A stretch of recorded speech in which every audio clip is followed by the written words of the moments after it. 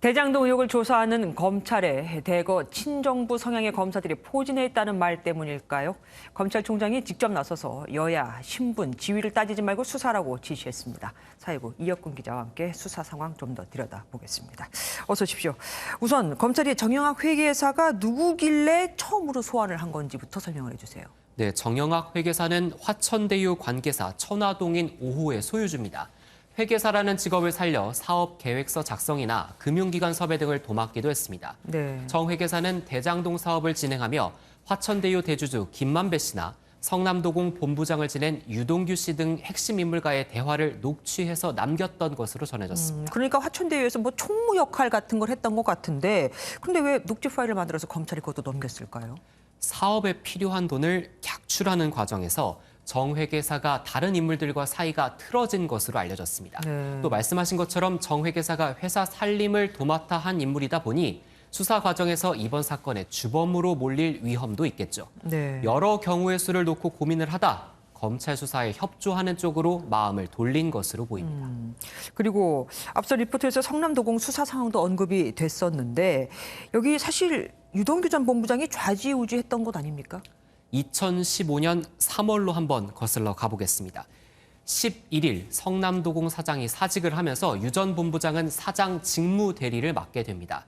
대장동 개발 민간 사업자 접수는 26일 진행이 됐고, 이 가운데 우선 협상 대상자는 그 다음 날 바로 화천대유가 포함된 컨소시엄으로 선정이 되죠. 네. 유 전 본부장이 사장 역할을 대신하면서 처음 한 업무가 대장동 사업이라고 볼 수가 있겠습니다. 그럼 뭐 유 전 본부장에 대한 압수수색은 당연히 필수일 텐데, 그런데 가장 기본인 휴대전화를 확보하지 못했다면서요. 이럴 수가 네. 있습니까? 용인 자택에서 있었던 일인데요. 용인 자택에 있던 유 전 본부장이 검찰 수사관이 초인종을 누르자 20분 정도 문을 열어주지 않은 것으로 전해졌습니다. 또 이 사이 유 전 본부장이 창밖으로 휴대전화를 던졌고 누군가 그 휴대전화를 주워갔다, 이런 의혹이 불거졌습니다. 내가 이렇게 청파도 잡고 들었는데 청파도 잡고 들으면 휴대폰 나오잖아요. 휴대전화를 창밖으로 던져버렸다. 사실 저 같으면 할 말이 없을 것 같은데, 그렇지만 취재진에게 유 전 본부장이 입장을 밝혔다면서요. 네, 유 전 본부장은 증거를 없애려 한 것 아니냐, 이런 취재진의 질문에 그럴 만한 이유가 있었고 수사관에게 다 설명했다고 답했습니다. 앞서 말씀드린 정 회계사의 녹취에 유 전 본부장이 뒷돈을 받았다는 내용이 있다는 의혹도 있었는데요. 이에 대해선 정영학이 누군지도 모르고 돈 받은 것도 사실이 아니다라며 선을 그었습니다.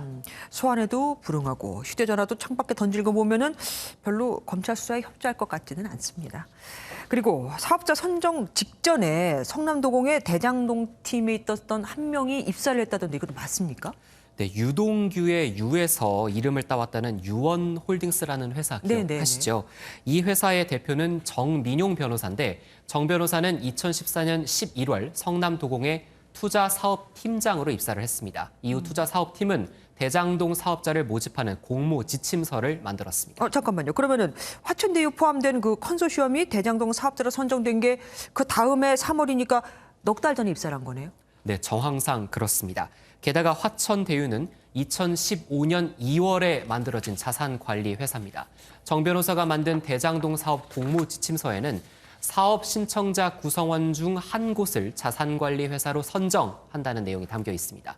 사업 신청을 한 컨소시엄 중에는 유일하게 화천대유 팀만 화천대유라는 자산관리 회사를 갖고 있었습니다.